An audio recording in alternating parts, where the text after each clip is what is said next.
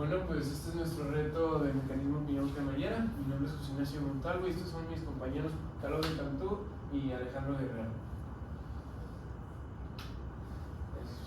La descripción del reto. El reto pide construir un sistema de dirección de autos construyendo el mecanismo piñón-cremallera. El mecanismo debe mostrar su acoplamiento a un sistema de control de llantas, cómo este produce movimiento. En el reto se debe utilizar la relación entre la posición angular del volante y el desplazamiento de la cremallera y posición angular del alrededor respecto a un marco de referencia global, los ejes del vehículo. Además, se debe construir una simulación computacional del movimiento de un automóvil utilizando MATLAB. Y se pide desarrollar un modelo matemático que describa el movimiento de un vehículo autónomo en el plano aplicando leyes de Newton, relaciones entre posición, velocidad y aceleración. El objetivo del reto era diseñar, entre comillas, un piñón cremallera en físico para poder simularlo dentro de MATLAB utilizando el modelo físico como base. Nosotros escogimos un carro, X carro, y ese carro tenía que ser proyectado dentro del MATLAB para poder obtener, si mal no recuerdo, las gráficas de posición, velocidad y aceleración. Bueno, en cuanto a los temas y a la metodología aplicada para el proyecto, tenemos primero el movimiento en una sola dimensión, términos simples como desplazamiento, posición, la aceleración, la velocidad y cómo se relacionan entre sí. Para el segundo tema tenemos los vectores, que siendo desplazamiento, velocidad y aceleración vectores en sí, son magnitudes con una dirección. El movimiento en dos dimensiones también fue otro tema, es decir, unir dos vectores a través de dos distintos componentes, componente X y componente Y, ya sea para velocidad, posición o aceleración. Igual tenemos las leyes de movimiento como conceptos simples de masa, fuerza, aceleración y las tres leyes de Newton, claramente, y el movimiento circular y también otras, ir más allá de las leyes de Newton, pues ya sea cosas como aceleración centrípeta, velocidad tangencial, velocidad angular y fuerzas de resistencia para un objeto, un cuerpo en movimiento. Tenemos unas ecuaciones que nos fueron útiles para nuestro reto. Tenemos, por ejemplo, las ecuaciones para los componentes en X y Y de los vectores del vector velocidad. Tenemos la aceleración centrípeta, la aceleración, teniendo en cuenta la fuerza del motor, fuerza del viento, fuerza de fricción y la masa. Y por último, en esta sección tenemos la resistencia del aire.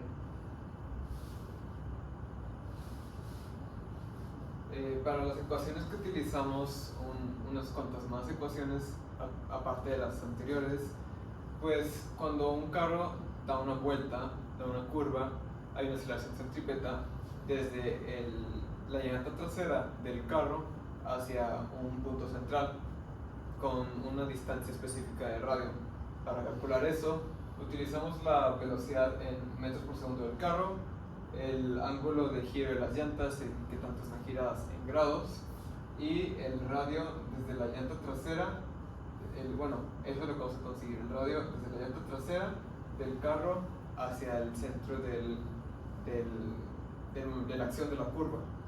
Igual, pues otra constante que vamos a utilizar es la batalla del carro, es decir, la distancia entre las dos vías del carro.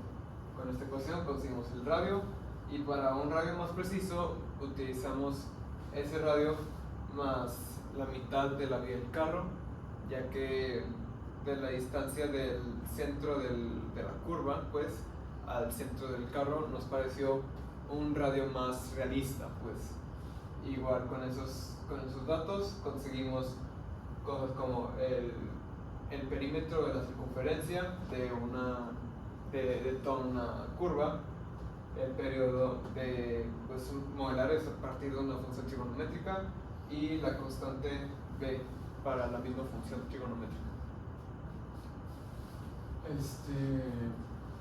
Aquí obtuvimos la aceleración centrípeta, terminando también de obtener la velocidad promedio de la función. cumplimos la aceleración centrípeta de acuerdo con el radio que habíamos sacado en la última operación y con la velocidad que acabamos de completar. Esto nos dio el ángulo centrípeto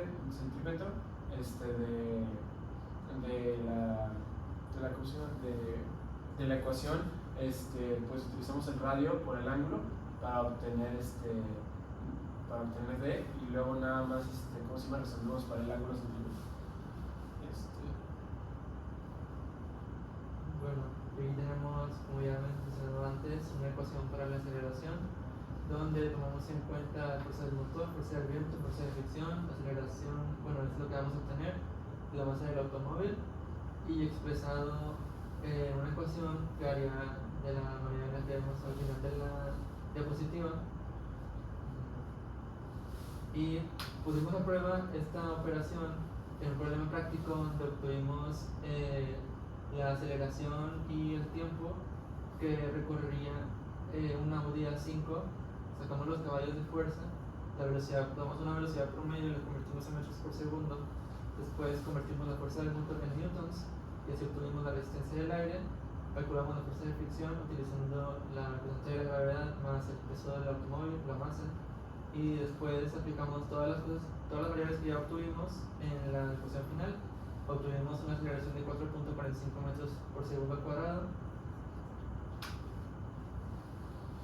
Y con esto pudimos obtener el tiempo en el que el carro puede llegar a 100 kilómetros por hora. Esto con la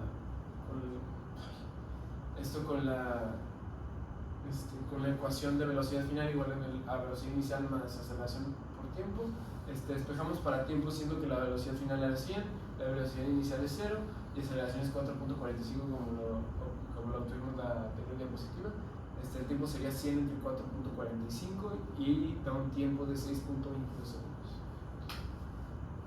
Bueno, para modelar el movimiento y pues toda la acción del carro, decidimos utilizar un código de MATLAB para predecir, según las características del carro y sus propiedades, pues dónde va a acabar, cuáles sus vectores de desplazamiento, de velocidad y aceleración. Y pues sí, nuevamente en la siguiente diapositiva podemos ver cosas como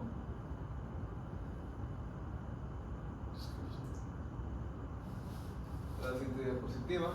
Podemos ver pues, los datos de entrada, que son la batería del carro, la vía del carro, la velocidad del carro, la cantidad de vueltas que quiere el usuario y el ángulo de giro de las llantas, tomando en cuenta también el tiempo durante los tramos rectos y las curvas según la cantidad de vueltas que el usuario especificó.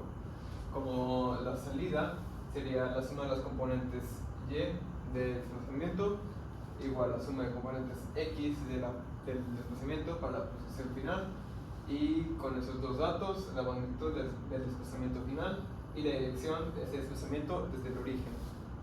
Igual con base todos los cálculos utilizados para modelar este comportamiento, pues decidimos hacer gráficas para modelar en distintas componentes Y y X la posición, la aceleración y la velocidad a través de comportamientos como ir en línea recta o tomar una curva.